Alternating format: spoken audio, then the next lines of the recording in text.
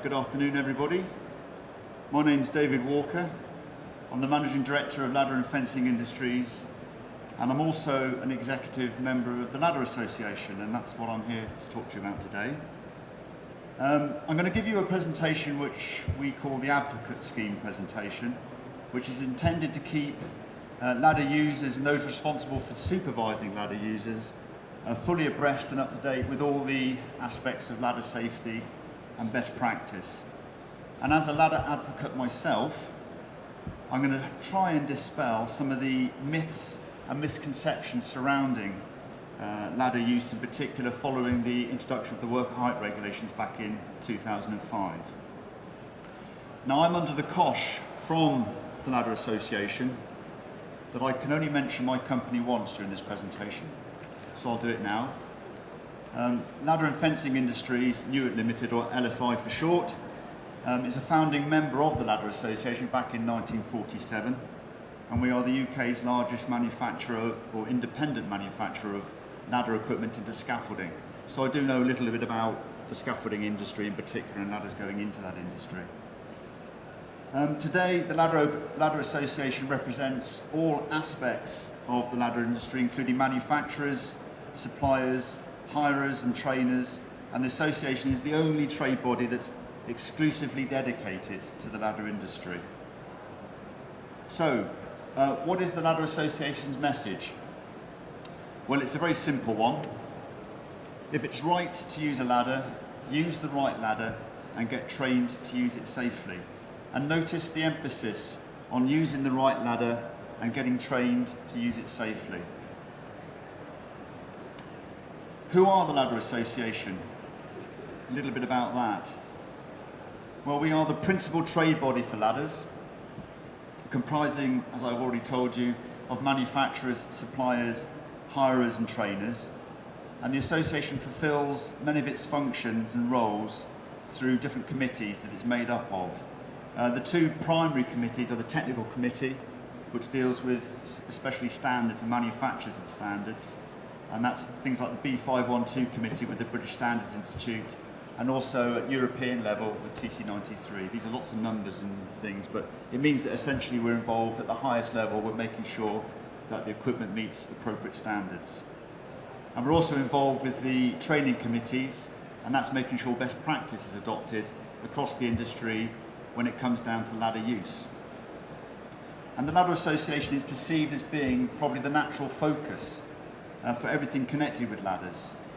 We are the UK's leading trade body for ladders, and with approximately 2 million ladders in use every day in the workplace.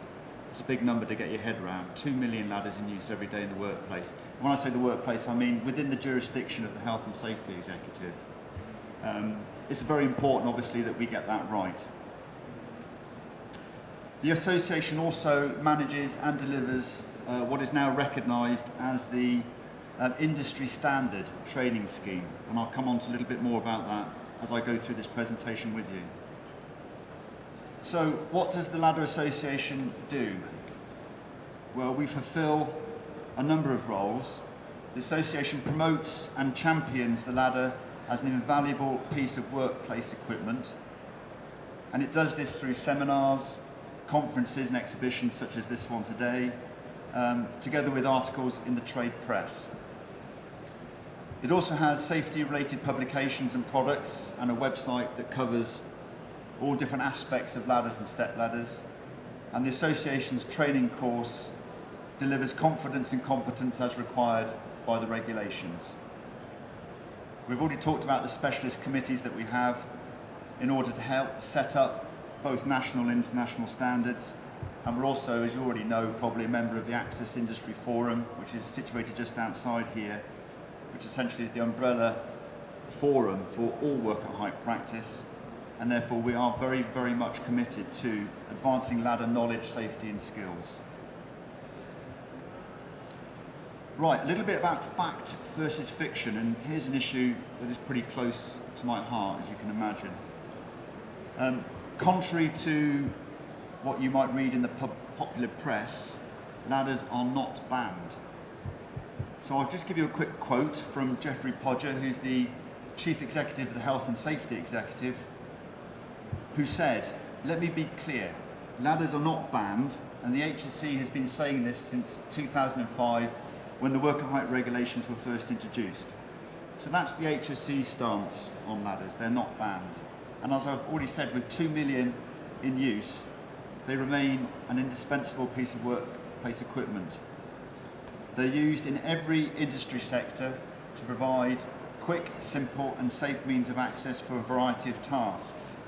And so, for straightforward, short duration work, they still remain a very sensible option. Right, a little bit more fact versus fiction. Ladders have obviously been around for a heck of a long time, for millenniums. And Jacob didn't ascend to heaven using a scissor lift.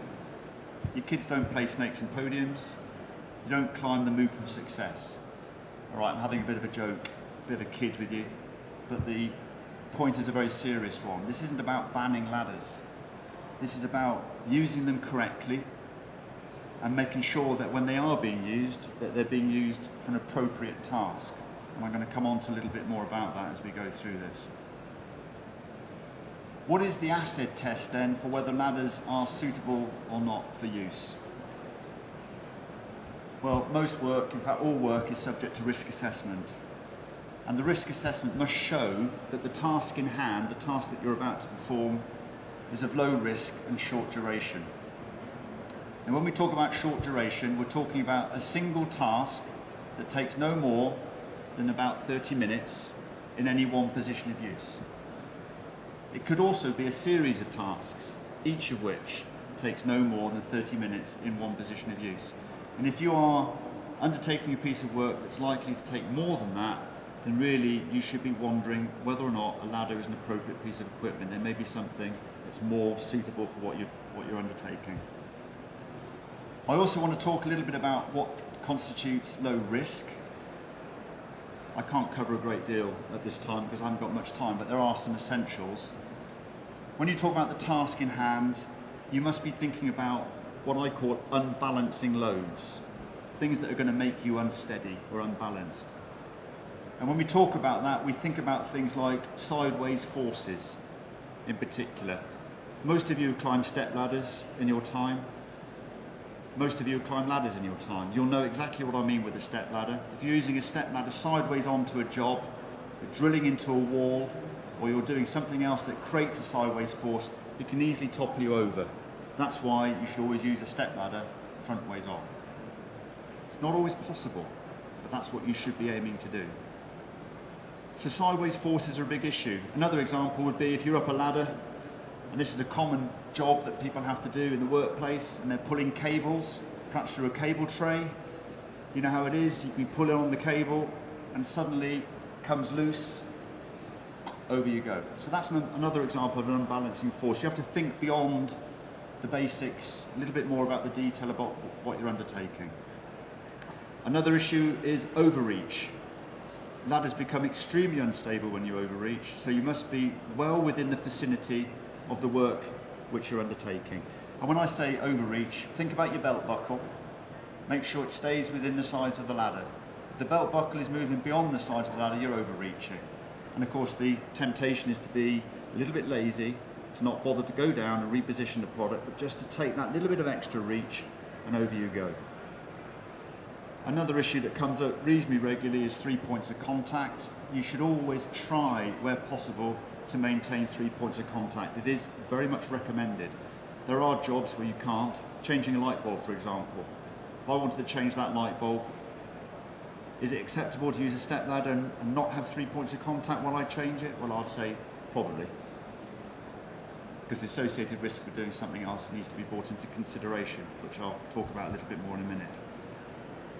Right, I'm going to just talk a little bit, I don't know if any of you saw the Jason Anker thing a bit earlier, very moving talk from someone who's gone through a real life accident and had a bad injury as a result of it. And he fell off a ladder that wasn't tied in, and the ladder fell as a result, and he fell with it.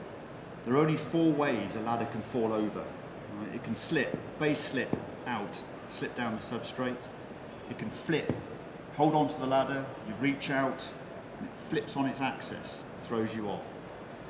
It can sideways slip at the top, and it can fall backwards off the substrate because you haven't got enough of an appropriate angle of use. That's it. And you can stop all those things from happening by tying it off at the top. All right, you've got to go up there and tie it off, but that's a very low risk job to do. And once you've tied it off, that's it. You've effectively got something that can't go anywhere. So if you're going to take away anything from this talk, tie your ladder off and make sure, where you possibly can, make sure anybody who's working under your charge or within your supervision ties the product off before they use it.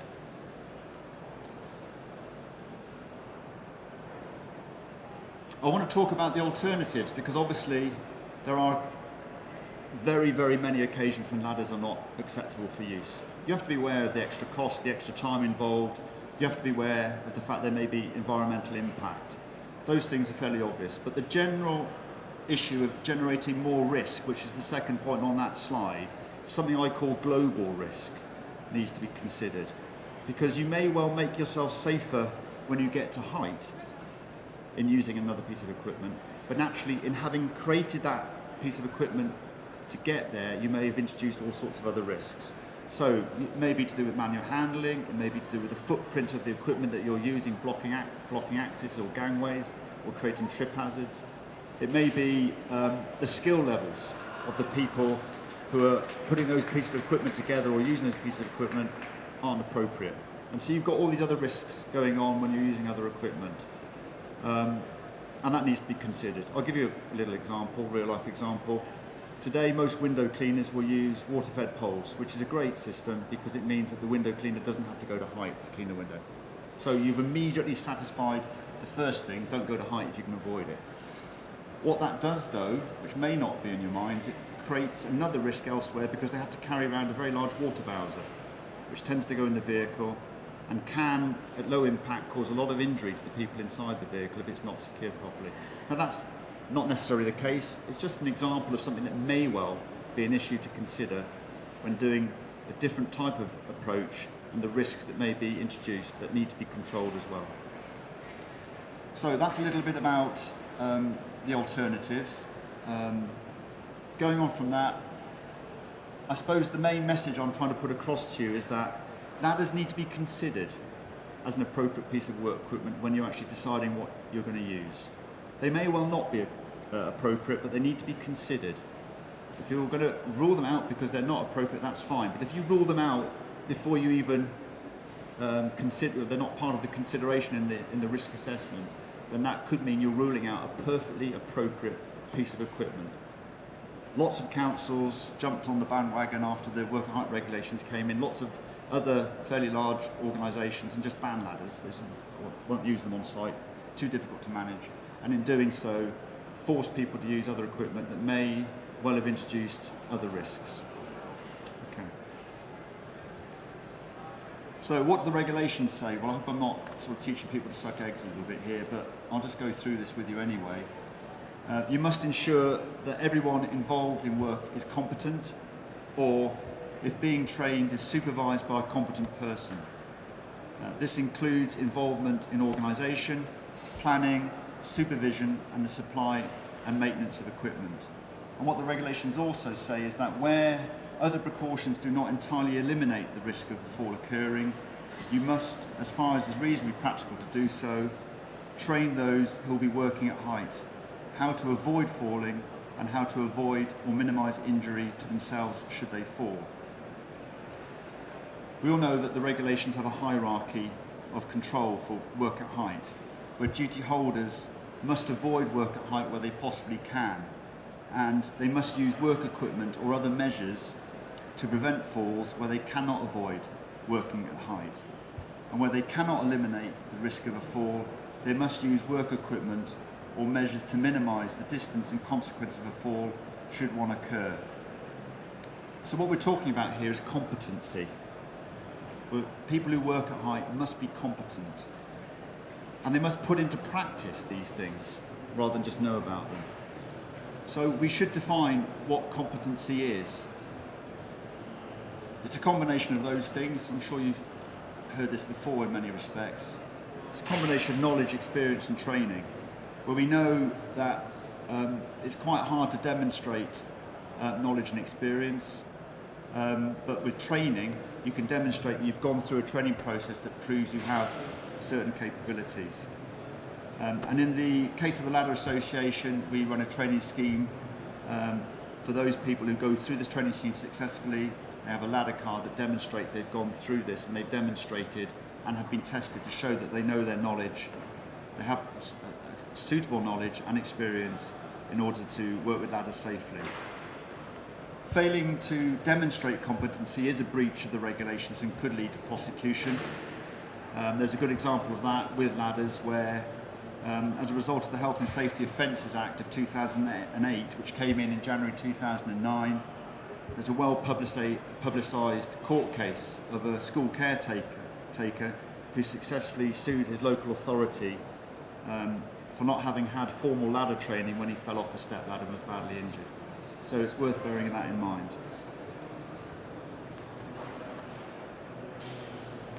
A few words about Ladder Association training and what it covers.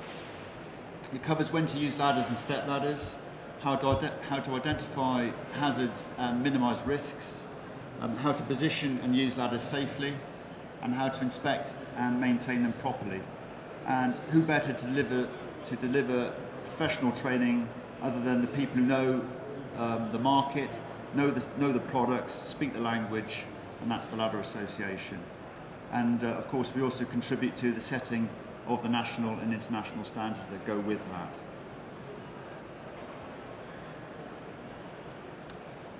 The Ladder Association training consists of 2 courses,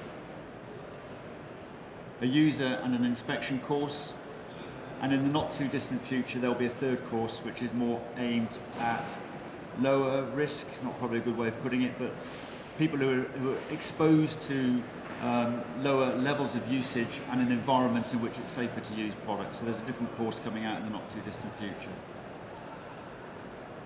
The course is delivered by approved training centres who must be members of the association, and they are regularly audited to ensure their continuing compliance with the high standards involved. And the delegates are assured of consistency and uniform training based on an agreed syllabus. So each of the training centres delivers the same programme. And both courses are available nationally and last approximately 6 hours. And they involve both theory and practical testing, which is auditable. And upon successful completion, the delegates receive a certificate and a ladder card. Now, the ladder card is evidence that the bearer has successfully gone through that course and passed both the theory and the practical testing. And it's both card and certificate are valid for 5 years. Okay, so that's a little bit of information about that. This course has now been running, well, both courses have been running for quite a few years, and there's been a lot of people who've gone through it. And a lot of things we used to get about, well, what's the point? What do I need to go on ladder training for? You know, I know everything there's to know about ladders. You can't teach an old dog new tricks. Well, we're finding that you can. A lot of people don't know a great deal about ladder products, and they do learn a great deal from it, from the sort of feedback we're getting.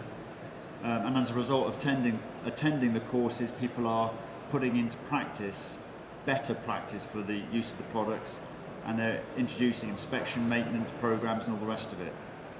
And I don't know if any of you saw the one show when Arthur Smith did his thing on the ladder course, but even Arthur Smith, who's probably the biggest skeptic out there, was very much on the side that you do need the training. So that was a good result. So let's just run through 10 things that you need to know about ladders generally. First of all, as I've said, ladders remain an invaluable piece of work equipment, but you do need to decide whether it's right to use one by doing a risk assessment. And if you do decide to use one, you need to ensure you use the right classification of ladder. So let me explain that a little bit. There are essentially 3 classes: Class 1 to Class 3. Class 1 is the most heavy duty, and Class 3 is the least heavy duty. Class 1 is covered by 2 standards, the BS 2037 and the BS 1129. That's it. And those standards allow you to make products out of either timber or aluminium. Okay, so there's no such thing as a Class 1 steel ladder, for example, or Class 1 GRP ladder, because there's no standard for them, not in this country. Class 3 is essentially not acceptable for use in the workplace. It's the sort of product you go and buy from the sheds for occasional use at home. And that again is covered by the BS 2037 Class 3 and the BS 1129 Class 3 for timber and aluminium products only. In the middle is Class 2, or what used to be Class 2, is now the EAR 131 standard, which is the European norm standard. That is a standard that's perfectly acceptable for products for use in the workplace, and it covers products made from any material, because it's to do with passing tests. So you could actually make the product out of papier-mâché if you wanted to. It's got to go through some rigorous testing to pass. So that's effectively classification, and you've got to make sure you're using the right classification. Just as a rule of thumb, generally, if you drive home tonight and you look at ladders on top of vehicles, you can tell whether they're domestic products or not. That's a Class 3 product or not. Sometimes, I'd say as a rule of thumb, 80% of them have got red labels on them. So if they've got red labels, the guy who's driving that van's been down to the shed and he's bought himself a cheap product. Shouldn't be using it. Okay. Moving on, we've talked about the task should be of low risk and short duration, and we've defined short duration as something or a particular task in any one place that's no longer than 30 minutes in length, or a series of tasks that's no longer than 30 minutes in length. Number 7 there says always take the right measures. What that means is that there's things you can do to minimise risk. For example, if you're working on a surface that is more slippery than you prefer to work on, you need to do something about that.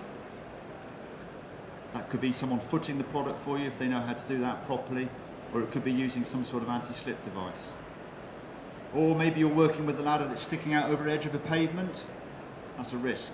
To use a lookout buddy, someone who's going to help you make sure that there's no one going to be endangered by walking around the product. So you can do things to make sure you minimise risk, and that's what I mean by take the right measures. Number 8, plan ahead. So things sometimes go wrong, be sure you know what you're going to do about that if they do. And number 9, make sure you're competent, which we've talked about. Combination of knowledge, training and experience. And we strongly recommend you use the ladder card to demonstrate competency. It is a nationally recognised training scheme run by over 60 centres across the whole country. LadderSolve is a new resource that's available on the Ladder Association website.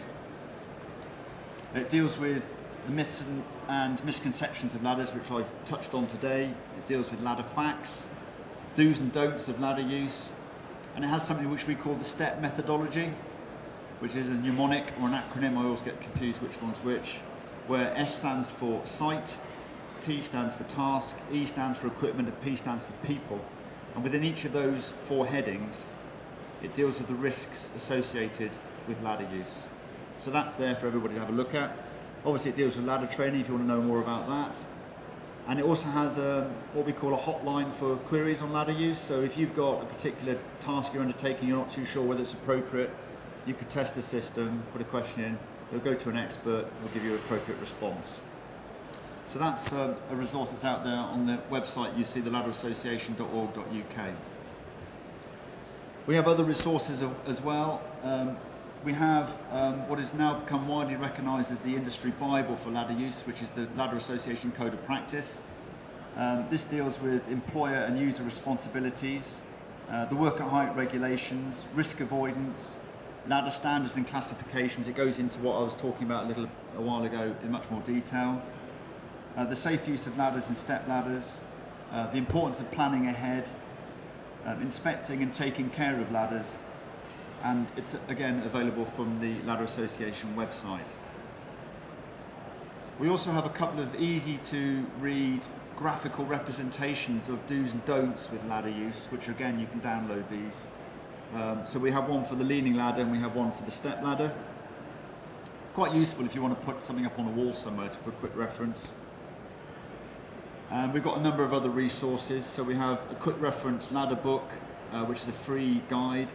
We have risk assessment cards, which essentially fit in the top pocket, and they allow someone who's maybe supervising or using ladders a lot to do an appropriate risk assessment nice and easily. and have reference to the fact they've done it, which is also a legal requirement. And it makes them actually think about things which maybe otherwise they'd take for granted. It makes them think about overreach, makes them think about the surface, the slope, the substrate they're leaning the product against, so on and so forth, classification of use. All those things that maybe someone wouldn't bother thinking about, it makes you think about it. There's a poster, in fact there's some posters on the Ladder Association stand out there I've noticed, but there's posters available. Again, useful to put up in a place where people are either working with ladders a lot or where they're being issued from, perhaps, if you've got a ladder store. And there's a record of inspection label there, which is also available to make sure you're keeping up to date with inspecting the products within appropriate intervals, and there's records being maintained. The Ladder Association get involved in a number of annual initiatives, and one of the most significant ones of those is what is known as the HSC Ladder Exchange. And the Ladder Exchange is designed to remove dodgy ladders from the market, if you like, want for a better word, dodgy and dangerous products. And it's supported by all the members of the Ladder Association. It's an opportunity for people who are working with products that really they should go on an exchange to buy them at a discounted rate, swap them for a new one and pay much less money for doing it. To date, the HSC, when it's been run over the last few years, it's managed to exchange 8,000 products. That's pretty good. And last year, between September and November when it ran, it exchanged 1,024 products. Okay, so obviously that's something worth pushing out to people who are using products to make sure they have an appropriate, good quality product that meets the right classifications.